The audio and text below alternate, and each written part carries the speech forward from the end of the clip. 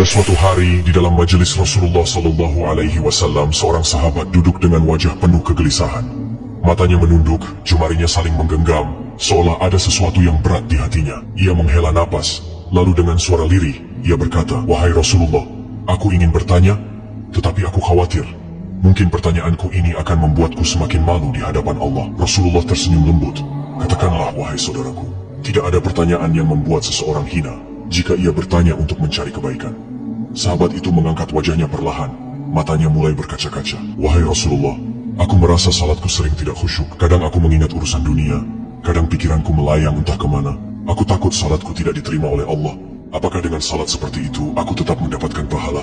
Sekejap, suasana menjadi hening. Para sahabat yang lain menunduk, merasakan kegundahan yang sama. Mereka tahu betapa beratnya pertanyaan itu. Namun, yang terjadi setelahnya benar-benar tak terduga. Rasulullah tidak segera menjawab. Beliau menatap sahabat itu dalam-dalam. Lalu air mata mulai membasahi pipi beliau. Para sahabat terkejut. Mereka jarang melihat Rasulullah menangis dalam keadaan seperti ini. Dengan suara bergetar, Rasulullah bersabda, "Demi zat yang jiwaku berada di tangannya, sungguh setan tidak akan pernah berhenti berusaha mencuri bagian dari salat seorang hamba hingga ia teralihkan. Tetapi ketahuilah, Allah tetap melihat usahamu."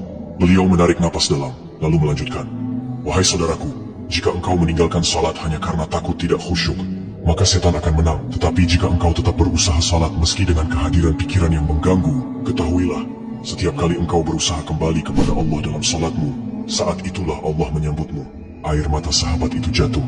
Ia menangis. Begitu pula para sahabat lainnya. Kemudian Rasulullah bersabda dengan penuh kelembutan, "Bayangkan seorang ibu yang melihat anaknya berjalan ke arahnya, tetapi anak itu sering jatuh dan tersandung.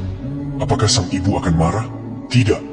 Ia justru akan berlari menghampirinya, mengangkatnya, dan mendekapnya erat. Itulah Allah Azza wa Jalla. Ia lebih penyayang dari seorang ibu kepada anaknya. Selama engkau terus kembali, Allah akan selalu menerimamu." Sahabat itu menangis terisak. Begitupun para sahabat lainnya. Betapa maha pengasihnya Allah, betapa luas rahmatnya. Dari hari itu, sahabat itu tidak lagi putus asa dalam salatnya. Ia tetap berusaha, dan setiap kali pikirannya melayang, ia mengingat kata-kata Rasulullah Sallallahu Alaihi Wasallam, "Setiap kali engkau berusaha kembali, saat itulah Allah menyambutmu."